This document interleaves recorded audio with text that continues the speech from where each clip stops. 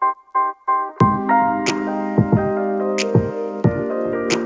everyone, welcome back for another video. We're going to talk about a very good visual for you guys to think about in the downswing of how the club head should work to promote a lot of things that people want in their golf swing. Promotes rotation, promotes shallowing, promotes speed, promotes predictability. If this club head travels in this direction, it will promote all those good things and force your body to work in a more, I should say, how should I put it, a more structured manner where you aren't tilting back, you're maintaining your inclination, and you start rotating like many people should work towards in the downswing. So what is this movement how should this club move? Well, most amateur players, when they struggle, at the top of the backswing, the club is somewhere in space and this club head travels out in front of me and down.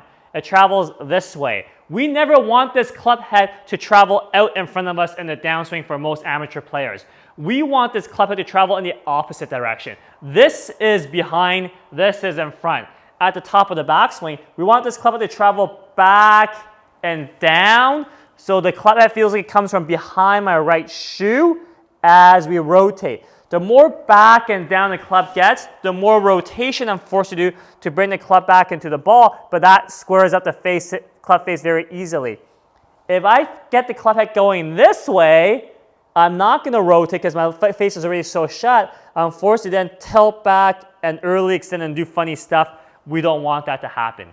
So we really want to make sure the visual for this is I want this club head to travel back and down, and that visual is done by being aware of where your thumbs point. At the top of the backswing, I want to feel like my thumbs start pointing back behind me and then thumbs down behind towards the ground behind me.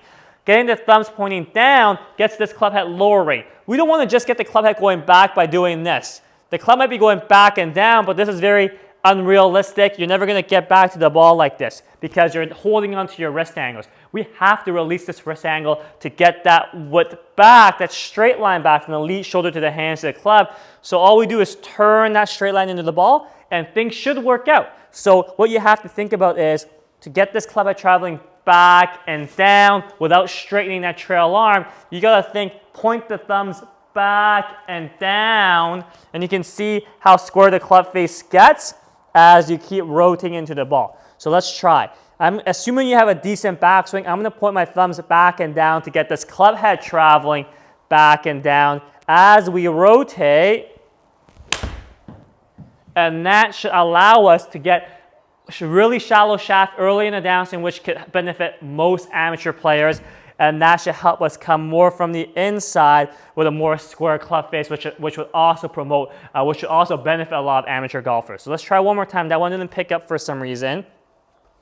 I'm going to do my best to, assuming a decent backswing, get this club head traveling back and down by pointing my thumbs back and down. And you can see I'm not coming this way ever. I feel like this club comes from behind my trail shoe as I rotate into the ball. So one more time, very slowly, back and down.